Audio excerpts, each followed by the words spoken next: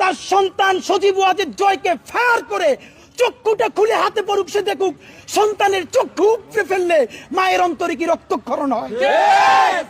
এই যে মিছিল কারওয়ান বাজারে বলে জয়, যাত্রাবাড়ি গিয়ে বলে বাংলা। সজীব ওয়াজেদ জয়, এটার নাম বলা ঠিক নেই, এটার নাম হলো অটিস্টিক জয়। আর যদি টিটপটাং হয়ে যায় তাহলে আমাদের জানার ইচ্ছা তার কি কবর হয়েছে নাকি চিতায় তুলছে। কি পরিমাণ নির্লজ্জ বেশরম বেহায়া একটা পার্টি হলে তার শীর্ষ নেতৃত্ব থেকে শুরু করে একদম নিচ পর্যন্ত যেই দগদগে গণহত্যাটা তারা করেছে, অনুশোচনা নাই, বিচার নাই, এখনো তারা আবার বাংলাদেশের মানুষকে লকডাউনের ভয় দেখায়। প্রথমত আমাদের এটা একটা কালেকটিভ ফেলিওর বাংলাদেশে, যে আমরা বাংলাদেশের 18 কোটি মানুষ মিলে যেরকম জুলাই গণঅভ্যুত্থান করে এখানে আওয়ামী লীগের পতন খুব ছোট ব্যাপার, আমরা ঐতিহাসিকভাবে এখানে দিল্লির মসনদের পতন ঘটিয়েছি।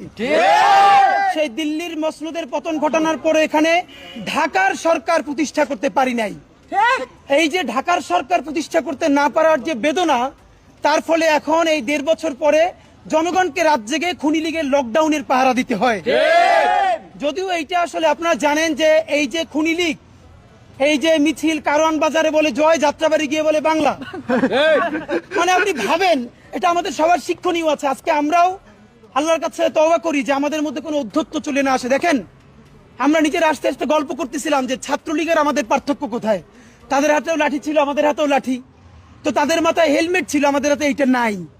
পার্থক্যটা হলো তারা ছিল জালেম, তারা এই শক্তি ব্যবহার করে বাংলাদেশের মানুষকে গুম করেছে, খুন করেছে, হত্যা করেছে, ধর্ষণ করেছে, দেশের প্রতিটা ইঞ্চিকে কেজি ধরে ভারতের কাছে বিক্রি করে দিয়েছে। আর আমরা আপামর জনসাধারণ একটা লাঠি নিয়ে, হেলমেট তো নাই, আমাদের কাছে তো বন্দুক নাই, পিস্তল নাই, আমরা সেই দিল্লির দাসত্ব থেকে বাংলাদেশের নতুন বাংলাদেশ গড়বার জন্য রাজপথ সমস্ত মানুষ আজকে পাহারা দিচ্ছে। এই হলো আমাদের পার্থক্য। সুতরাং বন্ধুরা, আপনাদের মাধ্যমে বলতে চাই, ইতিমধ্যে আমি দেখলাম যে আওয়ামী লীগের অনেক পেজ থেকে, আপনারা দেখেছেন গতকালকে শেখ হাসিনার পেজ থেকে ইনকিলাব মঞ্চের কথা বলা হচ্ছে। সজীব ওয়াজেদ জয়, এটার নাম বলা ঠিক নেই, এটার নাম হলো অটিস্টিক জয়। এইটার আবার নাম দিচ্ছে ডক্টর। আমার ধারণা ওর মায় বাইচে নাই, কারণ সে কথায় কথায় যেরকম আপনারা দেখছেন আওয়ামী লীগ যখন ক্ষমতায় ছিল 15 বছর ধরে যেই রিয়েকশনটা দেওয়ার কথা ইউনিয়ন পরিষদের একজন মেম্বার নিরও যে রিয়েকশন দিয়ে খাটে না, সেটাও হাসিনা দিত। এখন দেশে এত ঘটনা ঘটে যাইতেছে কিন্তু সে ভিডিও কলেও আসে না, প্রকাশ্য আসে না। আমার ধারণা সে আছে কিনা এইটা প্রমাণ করার জন্য তার একবার ভিডিও কলে আসা উচিত। আর যদি টিটপটাং হয়ে যায় তাহলে আমাদের জানার ইচ্ছা তার কি কবর হয়েছে নাকি চিতায় তুলছে।